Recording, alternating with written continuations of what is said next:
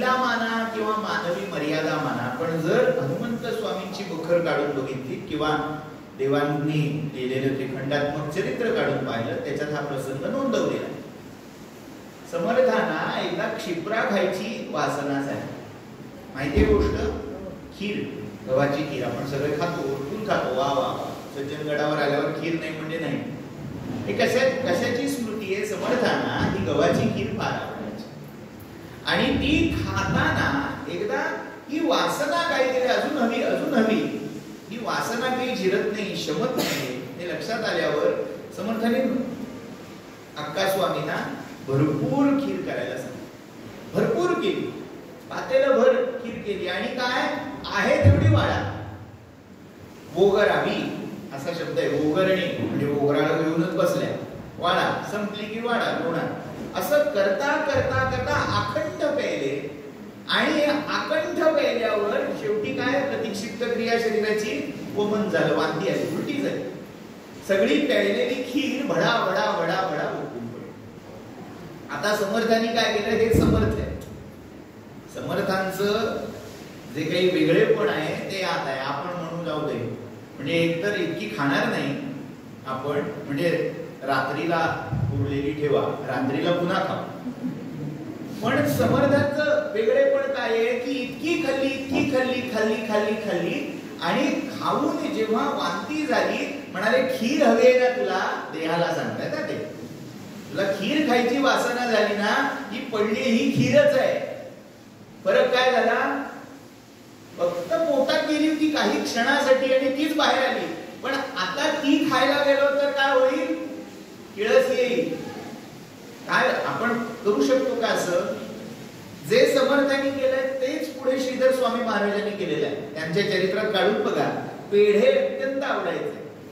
जेव्हा पुण्यात वसतिगृहात राहत होते, अनाथ बालगृह होते का आहे अजूनही, तर तिथे राहत असताना पेढे खायची वासना जावी यासाठी गाईचं शेण आणि पेढे एकत्र केले, त्याचे वेगळे पेढे केले आणि ते खायला सुरुवात केली. का? ही जी वासना होती. आता तुम्हाला वाटेल हे वासनेवर प्रकरण का गेलं भगवानचं, यांना जागृत दशेवर बोलायला बोलावलंय, वासना कुठे मधनच आणतायत? हे गल्लत ही नाहीये. ही जी वासना होणं आहे ना, तिथे सावधपणाचा अभाव आहे, तिथे जागृतीचा अभाव आहे. आपल्याला एखादी गोष्ट वारंवार करावीशी वाटते म्हणजे काय करतो आपण? एक आपलं आत्मपरीक्षण करा. आंब्याचे छान दिवस आहेत, आंबा खायला घेतला. आंबा असा अगदी खास हापूस, काय रत्नागिरीचा देवगडचा हापूस खाल्ला आणि एक खाऊन झाला, दुसरा खावासा वाटतो का? नाही वाटत? वाटतो. का वाटतो?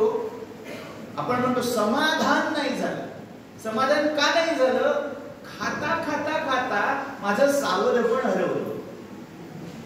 आपण जर पूर्ण जागृत दशेत एक आंबा एकदा खाल्ला, हे लक्षण आहे जागृतीचं. एकदा तुम्ही 100% जागेपणी जर एक आंबा पूर्ण सावधपणे खाल्ला तर पुढच्या क्षणी पुढच्या वेळेपासून आंबा खायची इच्छा राहणार नाही. कारण त्यातलं जे काही आनंदाचं अंतिम अर्क होता, त्याचा अंश होता, तो त्या पूर्ण जागृतीने शोषून घेतला.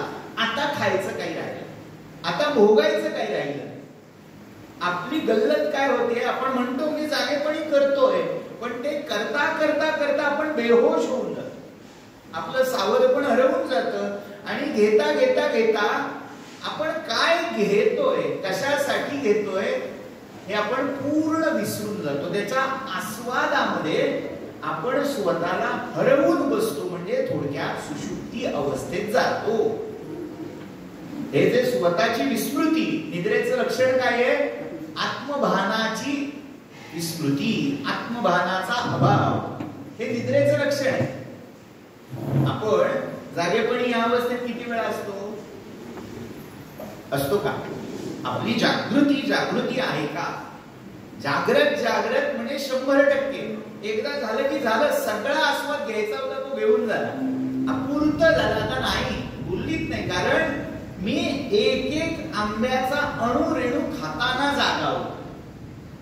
माझ्या जिभेचा अंशन अंश ती गोळी चाखत होता आणि ती चाखल्यावर असा कधी क्षण झाला नाही की अरे काही राहिलं, गेले द्यायचे राहून, असं काही राहिलंच नाही. त्यामुळे पुन्हा मला ते खायची चाखायची वासना राहत. संत जेव्हा अशी काही लीला करतात, समर्थांनी म्हणा, श्रीधर स्वामी महाराजांनी म्हणा, ती कशासाठी केली आहे? त्याचे बेसावधपण आहे. ज्या बेसावध क्षणी मला हे खावंसं वाटतंय, मी हे खाल्लेलं नाही का? खाल्लंय का? मला पुन्हा ही गोष्ट करावीशी वाटते.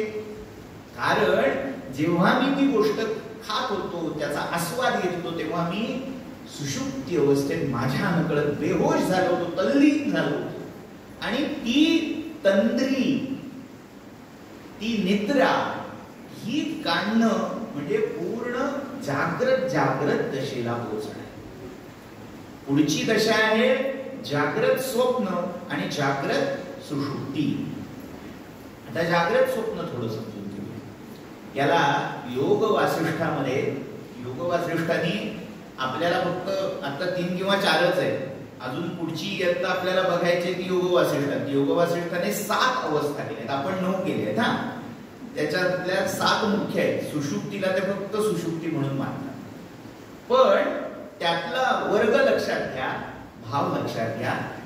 जागेपणी जेव्हा आपण काही आभास पाहतो, मग आपल्याला जे जे भास होतात, म्हणजे अगदी साधं उदाहरण आहे, छान कडकडीत ऊन पडलंय आणि लांब काहीतरी एखादी सोनेरी गोष्ट चमचम चमचम करते आणि पाहिलं, अरे वा काहीतरी सोन्याची गोष्ट पडली आहे रस्त्यात, कोणाची तरी काहीतरी अमूल्य वस्तू असेल म्हणून आपण धावत जातो, उचलतो, पाहतो तर कॅडबरीचं बाहेरचं आवरण असतं.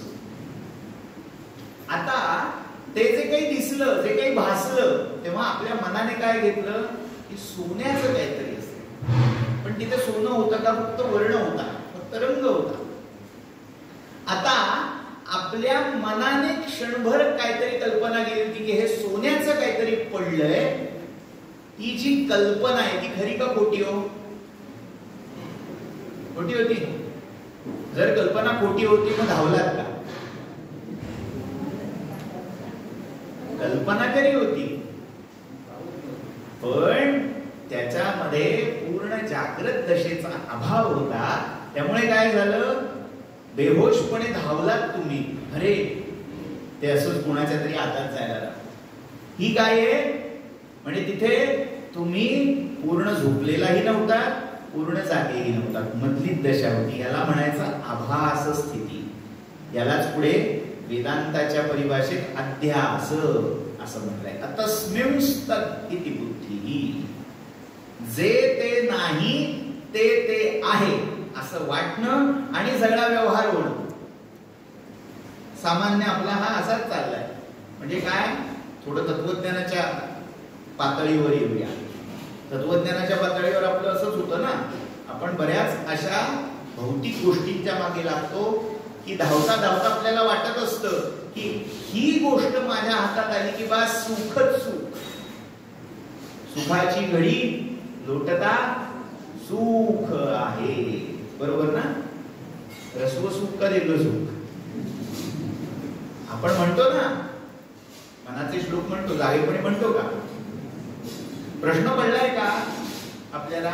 समर्थ असं का म्हणालेस की सुखाची घडी लोटता सुख आहे, रस्व सुख नाही म्हणाले. का म्हणाले? कारण ते सुख आणि हे सुख वेगळं आहे. पहिलं सुख सुख शोभनंखम, आपल्या इंद्रियांना जी अनुकूल वेदना होतीये, अनुकूल प्रतीती होतीये, ते सुख आहे. आणि ते वाळून गेलं, सुख झालं की जे आहे ते मागचं सुख शुष्क. म्हणजे होतं काय?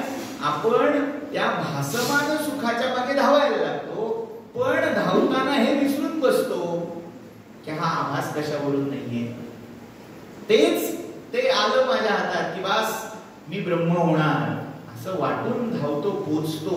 गेल्यावर कळतं की हे फक्त टर्फल होतं, आवरण होतं बाहेरचं. त्यामुळे आपण अध्यात्माच्या इयत्तेत जर प्रवेश करत असू किंवा केलेला असेल तर सगळ्यात पहिली गोष्ट आपल्याला काय ठेवायची लक्षात, आपण पूर्ण जागृत दशेत किती दिवसातले किती तास आपले असतात याचा म्हणजे आपला स्वाध्याय करायला हरकत नाही. आपण एखादी डायरी घालावी आणि आत्मपरीक्षण करावं. म्हणजे या अवस्थांचा मुख्य उद्देश हा मी कोण याचा विवेक, याचा विचार दृढ होण्यासाठी हा अभ्यास आहे. अवस्था कशाला समर्थ सांगतायत, अवस्था वेदांत उपनिषद गीता कशाला सांगते, तर त्याचं कारण गणितातली एक पद्धत आहे, लसावी आणि मसावी. ऐकलंय का? तो लघुत्तम सामायिक विभाजक आणि महत्तम सामायिक विभाजक. तो जो शेवटी कॉन्स्टंट उरतो ना, तो या सगळ्या अवस्थांना लघुत्तम सामायिक विभाजक आणि महत्तम सामायिक विभाजक कोण आहे, तर तो जो कोण शेवट पुरणार आहे तो आत्मा आहे. तो कसा आहे हे कळण्यासाठी बाकीच्या या दशा आहेत, या अवस्था आहेत आणि त्या नेमक्या काय आहेत, कशामुळे आहेत हे कळण्यासाठी हे चत्वार अवस्था निरूपण. त्यासाठी सगळ्यात पहिली गोष्ट आपल्याला काय करावी लागेल, दिवसातले किती तास मी पूर्ण जागा असतो, किती तास मी पूर्ण झोपलेला असतो, किती तास माझे स्वप्नात एक टेंटेटिव्ह. आता तुम्ही म्हणाल स्वप्न किती वेळ चालू तुम्हाला काय माहिती, आणि स्वप्नातलं जे टायमिंग असतं त्यातले जी गणित असतात वेळेची ती खूप वेगळी असतात. म्हणजे जागृत दशेतल्या वेळेपेक्षा काळापेक्षा त्या काळवेळेची बंधनं आणि मर्यादा वेगळ्या असतात. एक तुम्ही झोपण्यातला किती काळ स्वप्नामध्ये गेला ह्याचा एक अंदाज बांधा. स्वप्न थोडा वेळ आपण बाजूला ठेवलं तरी जागेपणातला प्युअर जागेपणा, अर्धवट जागेपणा आणि नुसता नावाचा जागेपणा हा किती होता. स्वप्न जागृत स्वप्न आपण पाहिलं, आता पाहायचे ती जागृत सुषुप्ती, ज्याला मेकॅनिकल वर्क म्हणून आपण ओळखतो. एक शरीराला यांत्रिक स्थिती प्राप्त होते. यांत्रिक स्थिती प्राप्त झाल्यावर काय होतं, त्याला विचार करावा लागत नाही, त्याला निर्णय घ्यावा लागत नाही. तो प्रोग्राम एकदा सेट केल्यावर रोबोट जसं एक काम करायला लागतो तसं आपल्या हातून व्हायला लागतं. एक उत्तम उदाहरण देऊ, डाव्या बाजूच्या मंडळींना पटकन कळेल. मटार सोडले असतील आपण मटाराच्या दिवसात, आता इकडची मंडळी करतात अर्थात, पण जास्त ज्यांचा तो प्रांत आहे त्यांनी पाहायला हरकत नाही. आपण मटार सोलता सोलता असं झालंय का कधी, इकडे आपण टरफल टाकतो, इकडे दाणे टाकतो, सोलता सोलता सोलता सोलता सोलता अशी एक स्थिती येते, आपण दाणे इकडे टाकायला लागतो, टरफल इकडे टाकायला लागतो. झालं का? आपण ते निवडत असतो का नसतो, शरीराच्या पातळीवर निवडत असतो. आपण जागे असतो का नसतो, जागे पण असतो, पण बरोबर उलट कर्म करायला लागतो. का? तर ती यांत्रिक स्थिती आहे, जागृत दशेतली आलेली सुषुप्ती आहे. तुम्ही जागे देहाने आहात, कदाचित तो जो प्रोग्राम आहे तो सेट केलेला असल्यामुळे इंद्रियांच्याही द्वारे तुम्ही जागे आहात, पण जी जाणीव आत होती, हा मटारेनी हे टरफल आहे, ती नाहीशी झाली, ते भान नाहीसं झालं आणि फक्त कृती करत आहे. म्हणजे ही जी काही अवस्था आहे ही आहे जागृत सुषुप्ती. अशा प्रकारे पहिली अवस्था आपली थोडीफार बघून झाली. स्पष्ट आहे जागृत दशा.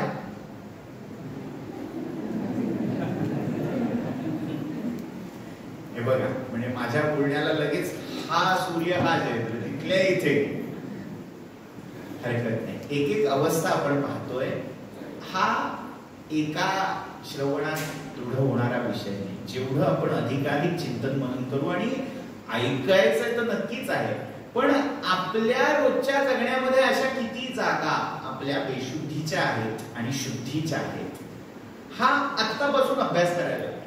की आता मी ऐकतोय म्हटल्यावर मी जागा आहे का? आत्ता 2 मिनिटापूर्वी काय बोलले हे समोरचे, कुठलं वाक्य बोलले, कुठला शब्द बोलले, आहे का लक्षात? आणि शब्द जरी लक्षात नसेल, भाव मला कळलाय का, कुठलंय का काय, हे जेव्हा आपण असं सारखं एक्सकव्हेशन करत राहू आपलं, तेव्हा हळूहळू हळू आतली ती जागृत दशा बाहेर यायला. आता पुढची जी दशा आहे ती आहे स्वप्न. म्हणजे खरं तर क्रमशः आपण विचार केला तर सुषुप्ती ही मधली आहे, दुसरी सुषुप्ती हवी, कारण सुषुप्ती नसेल तर स्वप्न येत नाही. पण जागृत आणि सुषुप्ती या दोन्हींच्या उंबरठ्यावरची अवस्था म्हणजे स्वप्न अवस्था आहे. मग ही जी स्वप्नावस्था आहे ती नेमकी कशामुळे आहे, तर आपण जे मेकॅनिझम मगाशी शरीराच्या बाबतीत पाहिलं ते मेकॅनिझम मनाच्या बाबतीत जेव्हा सुरू राहतं, तुमचं शरीर झोपतं पण मन सुरू राहतं. तुमचं मगाचं प्रोग्रामिंग या शरीराला केलेलं होतं, तो सेट केला होता, कोडीकडे दाणे इकडे टरफल. पण आता शरीर झोपलंय, बसल्या बसल्या छान गडगडाट चाललाय, समोर काय बोलतायत, माझा चेहरा समोरच्या बोलणाऱ्या वक्त्याला दिसत नक्की नाहीये, मी आड बसलीये, मागे बसलीये, बसलोय म्हटल्यावर मला वाव आहे डोळे मिटायला, आणि मी डोळे मिटून ऐकतोय. हा बरोबर आहे ना? हो. तर हे जे काही ऐकणं आहे बघा, हा पण अभ्यास करण्यासारखा आहे. आपण किती वेळ ऐकतोय, म्हणजे वर्गात आपल्यालाही कधी ना कधीतरी झोप लागलेली असते, कधी ना कधीतरी व्याख्यानाला गेल्यावर, कीर्तनाला गेल्यावर, ओ प्रत्यक्ष रामरायांनी ही आज्ञा देऊन ठेवली हो निद्रा देवीला. आनंद रामायणातली गोष्ट आहे, मला सगळ्यांना माहिती असेल, मी आता ती अजिबात सांगणार नाही. कुंभकर्ण मेल्यावर त्याची बायको रामाकडे रडत गेली, म्हणाली माझा पती तुम्ही मारला, मला कॉम्पेन्सेशन द्या. तो कॉम्पेन्सेशनचा इतिहास केवढा जुना आहे बघा. तेव्हा रामरायांनी सांगितलं, म्हणाले कलियुगामध्ये जेव्हा जेव्हा कीर्तन, प्रवचन, व्याख्यान होत असतील तेव्हा हवं तेवढं गिराईक तुला मिळेल. मुद्दा असा आहे, आपण बसलोय, बसल्या बसल्या ऐकतोय ऐकतोय ऐकतोय, आणि ऐकता ऐकता ऐकता कधी मला डोळा लागला, कधी अशी झाली मान, कळत नाही. पण जिथपर्यंत शेवटचा शब्द अक्षर कानावर पडलं होतं ते लक्षात आहे. आता ते आत गेलंय, शरीर थकलंय, शरीराने डुलकी काढली, आता कान बंद झाले. म्हणजे जर वास्तवाचा आपण विचार केला तर ऐकणं आता बंद झालंय, पण तरी गंमत अशी आहे, आत कोणीतरी एक असा बसलाय की तुमचे कान बंद झालेले असले, ऐकण्याची क्षमता बंद झालेली असली तरी तो जागाय, तो आत ऐकतोय. असं होतं. म्हणजे एकदम माझा आवाज वाढला, पीच वाढला, असं होतं, ऐकतोय मी, जागाय. होतं का? हे जे होतं, हे जे जागणं आहे, एकदम मध्ये काही तो माणूस मेलेला नव्हता, तो ऐकतच होता, पण त्या ऐकण्याला आकार उकार राहिलेला नव्हता. आपण काय ऐकलं ही आठवण राहिली नाही, पण काहीतरी ऐकलं एवढी आठवण तेवढी राहिली. बरोबर आहे का? ऐकणं कंटिन्युअस आहे. तो जो म्हणजे असा तो ग्राफ आहे ना आवाजाचा, तो असा असा असा होता, असा असा असा हळूहळू हळू झालाय, पण आहे, स्ट्रेट लाईन आलेली नाही अजून. तर आता झालं काय, शरीर थकलं, शरीर असं मंद झालं, कदाचित झोपलं, आणि आता ते जे मन आहे ते ऍक्टिव्ह राहिलं, त्याला दिलेली चावी संपलेली नाही. आता ते मन एक नवीन प्रोजेक्शन सुरू करतं. तुमचं शरीर त्या मनाच्या साथीला नाहीये. जागृत दशेमध्ये तुमचं मन जो काही विचार करतंय, कल्पना करतंय, त्याला सहकार्य द्यायला शरीर बरोबर होतं, तयार होतं. पण नंतर काय झालं, शरीराची साथ सुटली, शरीर थकलं, शरीर झोपलं, पण मन पठ्ठा काही झोपलं नाही. म्हणजे सुट्टी पडल्यावर चिल्ली पिल्ली जशी असतात, आई बाबा थकून झोपतात दुपारचे, पण ती आई हे करू का, बाबा हे करू का, त्या कार्ट्यासारखं ते मन असतं. ते शरीर झोपलंय हे त्याने रजिस्टर केलेलं नसतं, त्याला काही ना काहीतरी करायचं असतं, उरतडायचं असतं. मग ते शरीराची साथ नाही, बाह्य जगाची साथ नाही म्हटल्यावर बाहेरचं घेतलेलं जग पुन्हा जसंच्या तसं उभं करतात, शुद्ध मराठीत रिक्रिएट करतात. आणि हे जे रिक्रिएशन आहे म्हणजे काय, मी स्वप्नात कधीतरी वाघ बघितला म्हणजे काय बघितला, आधी जागेपणी मी चित्रात, टीव्हीवर, कथेत काहीतरी असं दृश्य पाहिलं होतं आणि ते आत घेऊन ठेवलं होतं.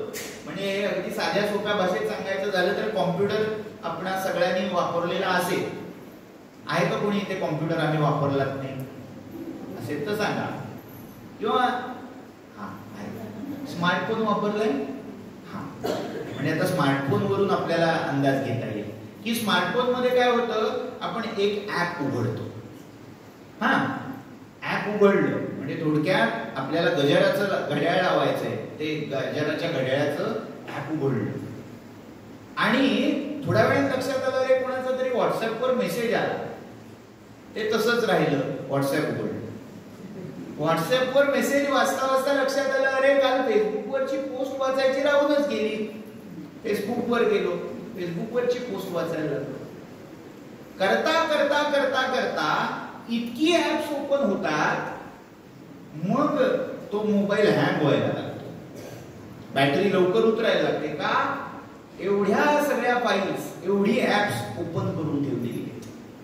आपण ठगतो म्हणजे काय होतं, जेव्हा एवढ्या सगळ्या फाईल्स, ऍप्स आपण आपल्या मनामध्ये ओपन करून ठेवतो तेव्हा आपल्याच मनावर दडपण येतो, मी केवढं काम करतोय. काम झालेलंच नसतं, फक्त विचार, फक्त कल्पना या असतात. आणि जर घडलेलं जरी असेलही तरी त्या अनक्लोज्ड, ओपन, अर्धवट राहिलेल्या फाईल्स त्या मनावर एक प्रेशर क्रिएट करतात, एक दबाव, ताण निर्माण करतात. त्यामुळे काय होतं, शरीर काही काम न करताही बरेच वेळा करतं. म्हणजे याला उत्तम उदाहरण कुठलं, लग्नात पाहुणं म्हणून गेलं. लग्नात, पाहुण्यांच्या लग्नात, आपल्या घरच्या नाही, आपल्या घरच्या लग्नात आपल्यालाच राबायचं असतं, मिरवायचं असतं. पण पाहुण्यांच्या लग्नात गेल्यावर काय होतं, आपण मिरवतो. फार काही फिरणं नाही, आपण खुर्चीवर बसून तिची साडी कशी आहे, त्याचा कोट कसा आहे, ते कसे सेल्फी काढतायत, हे सगळं पाहतो. हे पाहणं आहे हा नुसतं. आपण काय केलं, फक्त जेवलो पहिल्या पंक्तीला, आईस्क्रीम खाल्लं, पाकिट दिलं, फोटो काढला, घरी आलो. काय केलं, कष्ट काही केले नाही. पण लग्नावरून आल्यावर थकवा येतो की नाही, सगळ्यांना आलेला असेल कधी ना कधी. काय येतो, कसला आहे हा थकवा, आपल्या या दोन अँटिनानी इतकं काही पाहून ठेवलं. आपल्याला एरवी रोजच्या जगण्यात, रोजच्या डेली रुटीन मध्ये किती गोष्टी दिसतात, त्याच्यापेक्षा शतपटीने गोष्टी लग्नात रजिस्टर होतात. कचरा एक प्रकारचा. आणि तो घेतल्यामुळे आपल्या मनात तेवढ्या फाईल्स ओपन होतात. बघा, म्हणजे आत्मपरीक्षण करायची गरज आहे. आपण लग्नात गेल्यावर काय काय आठवतो आपल्याला. साडी बघितल्यावर परत माझ्याकडे अशीच साडी आहे, तुम्हाला वाटेल की बायकांवर यांचा फार भर आहे. पटकन व्हिज्युअलाइज, ही क्षमता स्त्रियांकडे जेवढी आहे तेवढी इकडे नसते. या बाबतीत हे निर्गुण निराकार असतात. कुठला शर्ट काल घातला, कालचाच घातला, ठीक आहे. म्हणून मी ते कळावं यासाठी मला कुठलंही वैयक्तिक काही उदाहरण द्यायचं नाही. मुद्दा असा आहे, एका दृश्यावरून किती आपले विचार ट्रिगर होतात, किती मला गोष्टी आठवतात आणि त्या ट्रिगर झालेल्या गोष्टी मी बंद नाही करत, मी मनात अशा ओपन करून ठेवतो. त्याचा बुफे लागतो, त्याचा रुखवत सजवला जातो. आणि आता काय होतं, आपलं मन जे गप्प नाहीये, शरीर थकलंय, मनाने केलेल्या विचाराने शरीरावर ताणारा शरीर झोपलं, पण मन पट्ट जागय. ते काय करतं, शरीर नाही बघत आहे, आता मी नवीन दृश्य उभं करेन आणि ते सगळं पाहून साठवलेलं पुन्हा तिथे उभं राहतं. याला आपण म्हणतो स्वप्न. स्वप्नाचेही भरपूर प्रकार आहेत. म्हणजे फक्त एक अख्खं व्याख्यान नाही, एक सप्ताह केवळ स्वप्न विज्ञानावर बोलता येण्यासारखा आपला तो मुख्य विषय नाही. त्यामुळे ते स्वप्न काय आहे हे लक्षात आलं असेल. अवस्थेत. आता त्या स्वप्नावस्थेमध्ये 3 खुणा आहेत. स्वप्न जागृत आणि स्वप्न सुषुप्ती. जागृत दशेच्या उपप्रकारावरून हे आपल्याला लक्षात घेण्यासारखं आहे. थोडं एक उदाहरणादाखल, स्वप्नामध्ये आपल्याला असं वाटतं की मी बघतोय, वाटतं का? आणि ते मी पाहतोय, मी कोणीतरी वेगळा आहे, ही जाणीव झाली की स्वप्न मावळतं. म्हणजे असा अनुभव येतो की आपण वरून कुठून तरी खाली कोसळतोय, आपटतोय, लागतंय आणि त्या वेदनाही जाणवत असतात आणि त्याचा अतिरेक झाला की मला जाग येते.